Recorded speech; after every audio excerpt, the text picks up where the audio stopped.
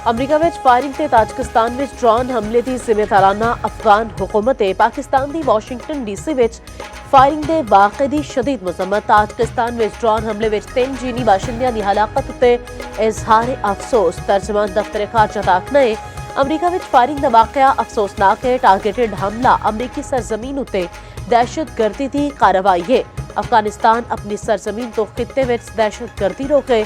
सिंध तो मुतल्लिक भारतीय वज़ीर दिफा का बयान मुस्तरद कर दिया। पाकिस्तान अपने दिफा उत्ते कोई समझौता नहीं करेगा। अफगान रियासत नाल मुंसलिक सोशल मीडिया हैंडलर्स का पाकिस्तान मुखालिफ प्रोपेगेंडे का इस्तेमाल अफगान स्टेट न्यूज़पेपर्स डिपार्टमेंट के सरकारी हैंडल नूं खामोशी नाल अफगान डिफेंस विच तब्दील करके प्रोपेगेंडा प्लेटफॉर्म बना दिता गया। पाकिस्तानी साइबर माहिरीन की रिपोर्ट ने सरकारी अफगान अकाउंट की तब्दीली नूं बेनकाब कर दिता।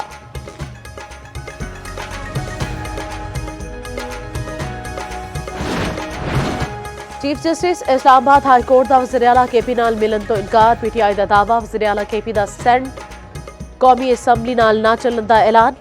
सोहेल अफरीदी बानी पीटीआई नाल मुलाकात लई दरखास्त दायर करन अपने मीडिया नाल गलबात करते हुए सोहेल अफरीदी ने आख्या चीफ जस्टिस वालों पैगाम मिलिया मैं तुहाडे नाल नहीं मिल सकता, साड़ी सुनवाई नहीं हुई, असीं फैसला किया है ना कौमी असैम्बली ना सैनेट का इजलास चलन देवांगे। आइंदा मंगल नूं हाई कोर्ट अडियाला जेल के बाहर भी इकट्ठे होवांगे।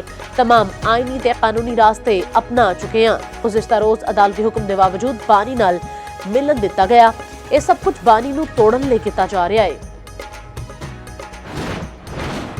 बानी पीटीआई नाल मुलाकात कराओ। तहरीक इंसाफ दा कौमी असैम्बली ते सैनेट विच एहतजाज। वज़ारे कानून नूं मुलाकात ना करन दी कानूनी वजूहात दस्सण दा मुतालबा। सैनेटर अली जफर ने आख्या विफाकी वज़ीर बानी तो मुतल्लिक जवाब देन। चेयरमैन सैनेट सैयद यूसुफ रजा गिलानी ने आख्या स्पीकर नाल गल हुई है कि अडियाला जेल विच मुलाकातां दे हवाले नाल मीटिंग होनी चाहिए। तुहानूं मुतमईन करांगे, हाउस नूं इस तरह धमकी नहीं दे सकते। तारक फजल चौधरी ने आख्या बानी पीटीआई की सेहत बिल्कुल ठीक है, इन्हां दी सेहत नूं कोई खतरा नहीं।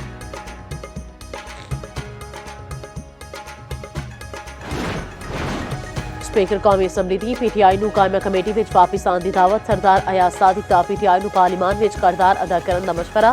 पीटीआई रहनुमावां दी बानी नाल मुलाकात लई स्पीकर नाल मदद की दरखास्त। स्पीकर कौमी असैम्बली नाल ओपोजिशन दे सैनेटर्स ते अरकान कौमी असैम्बली की मुलाकात। सरदार अयाज सादिक ने आख्या मुज़ाकरात नाल ही सारे मसाइल हल होणगे। बैरिस्टर गौहर ने बानी पीटीआई नाल मिलन दा इजाजत दा मामला चुकिया।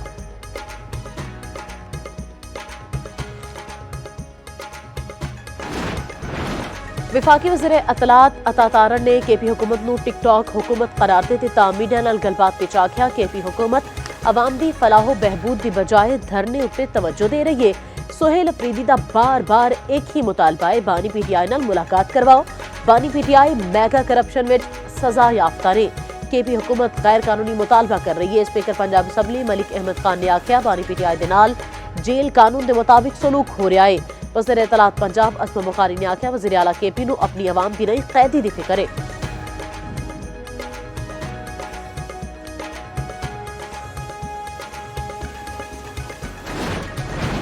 ते लाहौर रेलवे स्टेशन उत्ते अग लग गई। रेस्क्यू जराए के मुताबिक अग रेलवे स्टेशन के वेटिंग रूम च लगी है।